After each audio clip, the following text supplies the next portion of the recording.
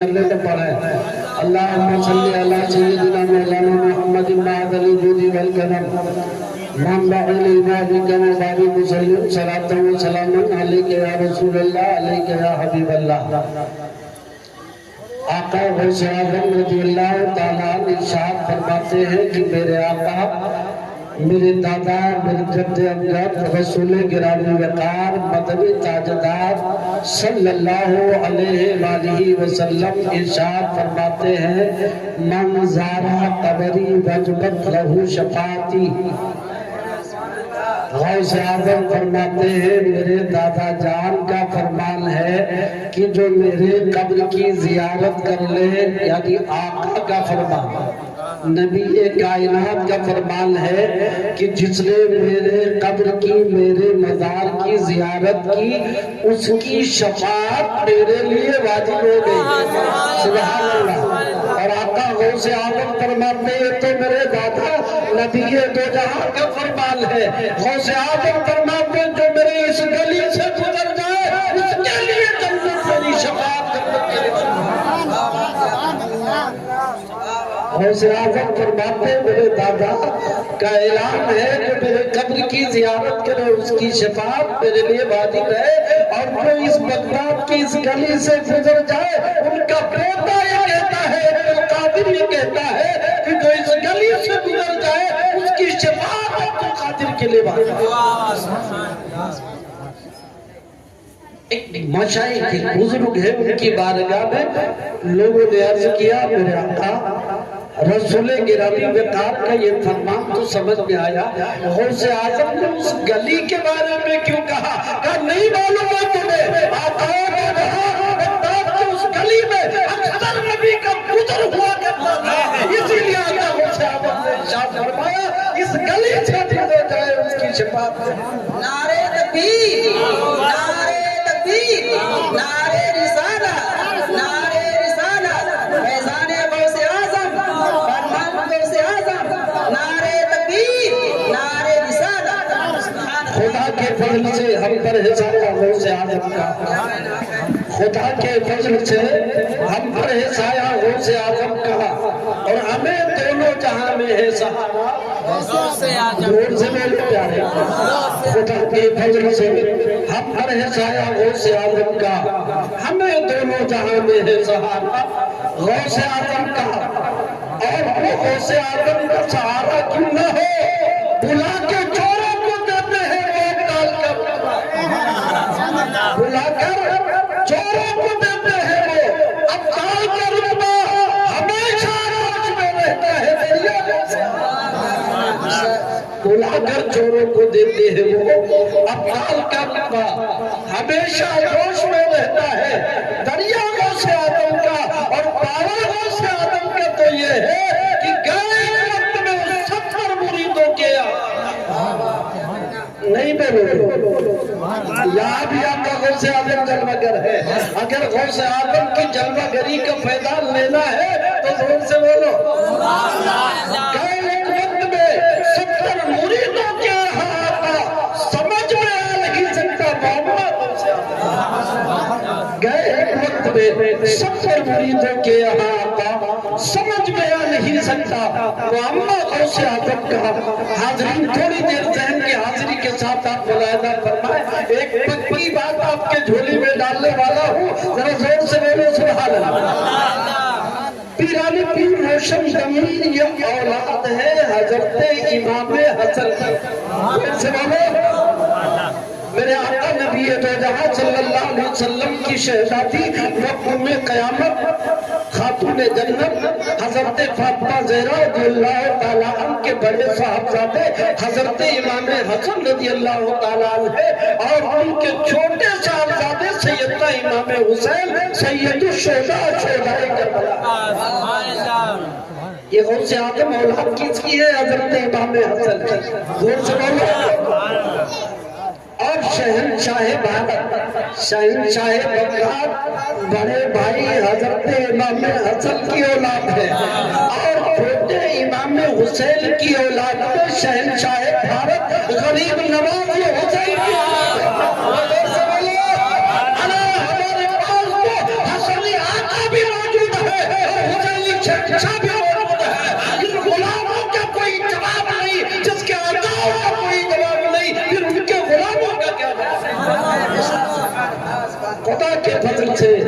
پر ہے سایہ غوث آدم کا، ہمیں دونوں جہاں میں ہے سہارا غوث آدم کا۔ اب آپ سوچ رہے ہوں گے دونوں کا سلسلہ الگ ہو گیا، ذرا زور سے بولو۔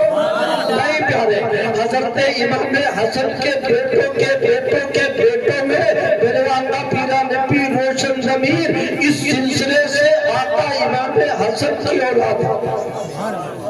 اور امام حسن کی اولاد کے ساتھ یعنی جو باپ کا سلسلہ ہے وہ امام حسن رضی اللہ تعالیٰ عنہ کی اولاد میں ہے، لیکن جب ان کی والدہ کو آپ دیکھو گے تو اپنی والدہ کی طرف سے میرے آقا غوث آدم حسین کی اولاد ہے، لہذا غوث آدم حسنی بھی ہے، حسینی بھی ہے۔ اچھا ایک بات اور رہ گئی، آقا غوث آدم امام حسن کی اولاد، ان کے بیٹوں کے بیٹے ہیں، اور سرکار شہنشاہ بھارت غریب نواز یہ امام حسین کے بیٹوں کے بیٹوں کے بیٹے ہیں، یعنی امام حسین کی اولاد ہے، تو وہ حسنی سید ہوئے یا حسینی سید ہوئے، لیکن میں تو یہ کہنا چاہوں گا کہ امام علی مقام رضی اللہ تعالیٰ عنہ اور سیدنا حسن مجتبی ان دونوں کو اگر سب کیا جائے تو ان دونوں سے دو نور جلوہ گر ہوتے ہیں، ایک کو عبد القادر کہا جاتا ہے اور دوسرے کو غریب نواز کے لفظ سے۔ اب آپ کہو گے یہ دونوں سے کیسے ہے؟ تو باپ کے سلسلے سے میرے آقا غوث آدم حسنی سید ہے، اور ماں کے سلسلے سے سرکار غوث آدم یہ حسینی سید ہے۔ ذرا زور سے بولو، اور اوپر غریب نواز کو دیکھو، باپ کے سلسلے سے غریب نواز حسینی ہے، باپ کے سلسلے سے غریب نواز حسینی ہے، اور اگر ماں کے سلسلے سے دیکھا جائے تو حضرت امام حسین رضی اللہ تعالیٰ عنہ کی والدہ کی طرف سے اگر دیکھا جائے تو ابھی باپ کی طرف سے حسینی اور ماں کی طرف سے حضرت غریب نواز حسنی ہے، اس لیے غریب نواز بھی حسنی حسینی ہے، اور میرے آقا غوث آدم بھی حسنی حسینی ہے، لہذا یہ دونوں شہنشاہ کو ہمیں عطا کیے گئے، یہ حسنی بھی ہے اور حسینی بھی ہے۔ نعرہ تکبیر، نعرہ تکبیر، نعرہ رسالت۔ اچھا ذہن ہاتھ رکھے، آپ تقریر کا موضوع تو نہیں بنایا تھا، بس تھوڑی دیر کے لیے تھوڑا سا نکتہ ظاہر کر دوں۔ میرے پیارے کتنے امام ہیں؟ 12 امام، حضرت مولا علی، حضرت حسن مجتبی، حضرت امام حسین، حضرت زین العابدین، حضرت امام جعفر صادق، حضرت اسی طرح تقی اور نقی اور علی رضا، یعنی 12 امام ہیں۔ ذرا زور سے بولو، جتنے امام پیدا ہوئے سب حسین پاک کی اولاد میں، جتنے بھی امام، حضرت امام جعفر صادق ہے، حضرت زین العابدین ہے، اور آپ کی اولاد حضرت امام تقی ہے، امام نقی ہے، امام علی رضا ہے، یہ 12 امام جتنے امام ہیں سارے امام جو پیدا ہوئے یہ حسین کی اولاد ہے۔ ذرا زور سے بولو سبحان اللہ۔ ایک دن کا واقعہ، یعنی امام حسن کی اولاد میں کوئی امام نہیں، جتنے امام ہیں 12 امام ہیں سب امام حسین کی اولاد۔ 4 سال کی عمر ہے آقا غوث آدم کی، کتنے سال کی؟ 4 سال کی عمر ہے، اور اس واقعہ کو تو ابھی اسی پہلو میں رکھا، ابھی آقا غوث آدم پیدا نہیں ہوئے، میرے نبی کا زمانہ ہے۔ ذرا زور سے بولو، آپ آئے وہ جہاں صلی اللہ علیہ وسلم ہے، خاتون جنت حضرت امام حسن امام حسین کو لے کر کے آپ کی بارگاہ میں حاضر ہوئی، تو ہمیشہ تو سب سے پہلے چھوٹے بیٹے حضرت امام حسین کو میرے آقا اپنے گلے سے لگا لیتے تھے، ان کے ہوٹوں کو چومتے، ان کے حلق کو چومتے، ان کے پیشانی کو بوسہ دیتے۔ آج میرے نبی کا پورا پہلو الٹا ہے۔ زور سے بولو، خاتون جنت کیا دیکھتی ہے کہ حضرت امام حسن حسین یہ دونوں صاحبزادے ابھی ننھی عمر ہے، آقا کریم کی بارگاہ میں حاضر ہے، خاتون جنت اپنے دونوں شہزادوں کو لے کے شہنشاہ دو جہاں کی کی بارگاہ میں حاضر ہے. میرے آقا ہمیشہ حسین کو پیار کرتے تھے. آج معاملہ اس کا برعکس ہے. خاتون جنت کے ایک پہلو سے امام حسن کو اٹھایا اور اٹھانے کے بعد اپنے گلے سے لگایا, ان کی پیشانی کو چوما اور چومنے کے بعد ارشاد فرمایا. حضرت خاتون جنت نے عرض کیا, اے میرے آقا نبی دے رہا, ہمیشہ آپ چھوٹے بچے کو پہلے پیار کیا کرتے تھے, اس کے پیشانی کو چوما کرتے تھے. آج آپ کا انداز کیوں بدلا ہوا ہے, آپ کا فلسفہ کیوں بدلا ہوا ہے؟ اے آقا, اے مدینے کے تاجدار, آج بڑے صاحبزادے کو آپ اس کے عادت کے مطابق نہیں, عادت کے خلاف بڑے بیٹے کو پیشانی چوم رہے ہیں. میرے آقا اس کا فلسفہ کیا ہے؟ کہے خاتون جنت, میرے آقا غوث اعظم کی شہرت ابھی پیدا نہیں ہوئے ہیں, اس کے پہلے ان کی شہرت کا پتہ ارشاد فرماتے ہیں. اے میری شہرت خاتون جنت, اے فاطمہ زہرا سنو سنو, معاملہ یہ ہے کہ حضرت امام زین العابدین ہوں گے, میرے حسین کے ذریعے سے ہوں گے, حضرت تقی ہوں گے, میرے حسین کی اولاد میں ہوں گے, حضرت نقی ہوں گے, میرے حسین کی اولاد ہوں گے, حسین کی اولاد میں ہوں گے, حضرت علی رضا ہوں گے, میرے حسین کی اولاد میں سے ہوں گے. 12 امام, آخری امام امام مہدی تک کے جو تشریف لانے والے ہیں, وہ سب میرے حسین کی اولاد میں سے ہوں گے. لیکن آج میں حسین کے حسن کی پیشانی کو اس لیے چوم رہا ہوں کہ میرے حسن کے پیشانی میں ایک نور چمک رہا ہے. وہ نور جب دنیا میں چمکا ہوگا تو ایک زمانہ ایسا آئے گا, میرے حسن کی اولاد میں ایک اولاد ایسا پیدا ہوگی جس کا نام دنیا میں سیدنا شیخ عبد القادر جیلانی ہوگا, اور وہ تمام نوع اماموں کی ساری صفتیں اس ایک عبد القادر میں سما جائے.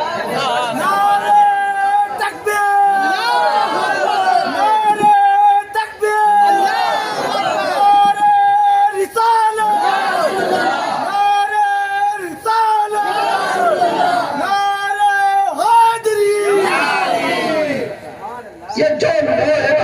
امام حسین کی اولاد میں پیدا ہوئے, یہ تمام امامین کی جو صفت ہے, جو منبع ہے, جو علم ہے, جو معرفت ہے, وہ ساری معرفتیں سمیٹ کر کے میرے بیٹے حسن کے بیٹے عبد القادر میں رب قدیر اکٹھا جمع کر کے اور اسے دین کا محیط بنا کر کے وہی دین بنا کے دنیا میں رب قدیر جمع.